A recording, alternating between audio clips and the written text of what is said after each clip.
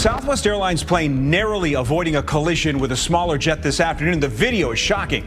Oh, these airplanes are falling out of the sky.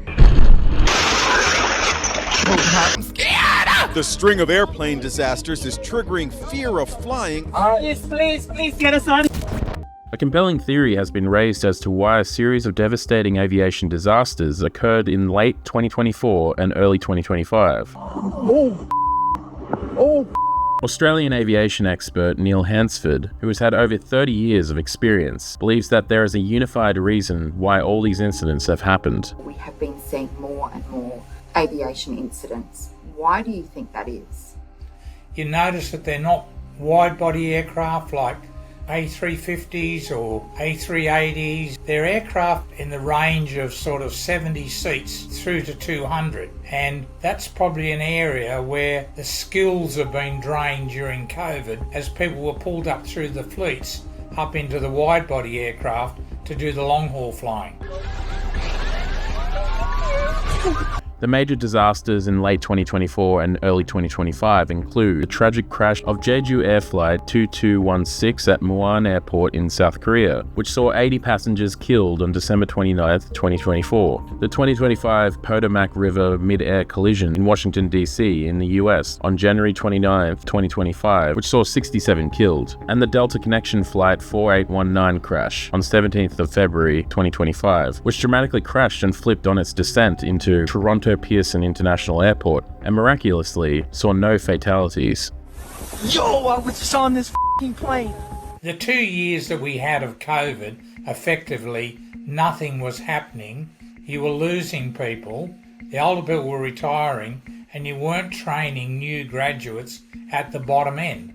Now, fortunately for Australia, we have a very rich general aviation area of people who have qualified in good schools who can then go into service with the carriers. But in most countries that's not the case, save possibly the US. They always have a problem with their military pilots taking up a big part of the market. Fundamentally, we're not having big crashes or explosions on big wide-body aircraft flying between Australia and Europe or America. It's been in the American situation, it's in their feeder aircraft area. Hansford's theory is backed up by researcher Dr. Ranji Ologanathan, who released a string of findings in 2022 between the COVID shutdown and pilot skill. Her findings found that there was an alarming impact on pilot proficiency, citing a 50% increase in pilot errors following the pandemic-related shutdown of summer 2020. What surprised me was the level of skills deterioration over such a short duration. Skill knowledge is acquired slowly through related experience and practice. When flying hours are reduced, it will have an effect on the pilot's skills. The highest reduction in global flight operations during the pandemic occurred in May 2020, when services reduced 70.6% compared to the level of service 1 year prior. In the United States alone, that translated to a total of 532,834 fewer flights than in May 2019. We didn't put enough people in at the bottom end to go through, and when it was slowly redeveloping, they weren't doing the hours that, like for instance, we are doing in Australia, because we're back to pre-COVID flying levels, and we basically get every hour out of a pilot that we legally can, and in America, they're still trying, but no one has come back, in my experience, like Australia has, that we don't have aircraft stored anywhere. Everything that we've got that can fly is flying. Now, the other big problem you got, not only weren't pilots trained, but engineers weren't trained. And there's a gross shortage of engineers, and without having the engineers, it's hard to maintain the standards. The industry is going to take probably 5 years to get rid of any normality at a time when the market continues to grow. Jason Matzeus, a lawyer at Matzeus Law, had his own theory on the string of aviation incidents seen in 2024 and 2025. While these events are tragic, the likely explanation is simply random clustering, which occurs when multiple crashes occur over a short period.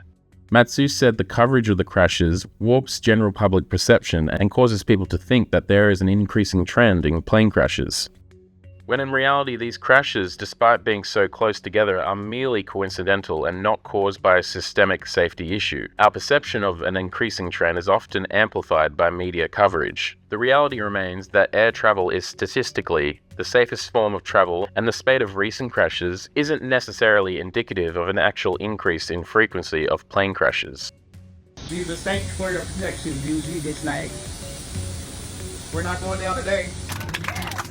As a passenger, are you concerned by that inexperience in the air, that inexperience on the ground? I've got a stronger preference now for an Australian carrier flown by Australian pilots because I know their background. And for years we had so many Australian pilots in Cathay, in Singapore. We still have in Emirates. But it's just the basic disciplines and their motherhood issues. No matter how much the merchant bankers and accountants have attacked our airlines, they've never been able to attack the culture and the standards of the way we fly an aeroplane.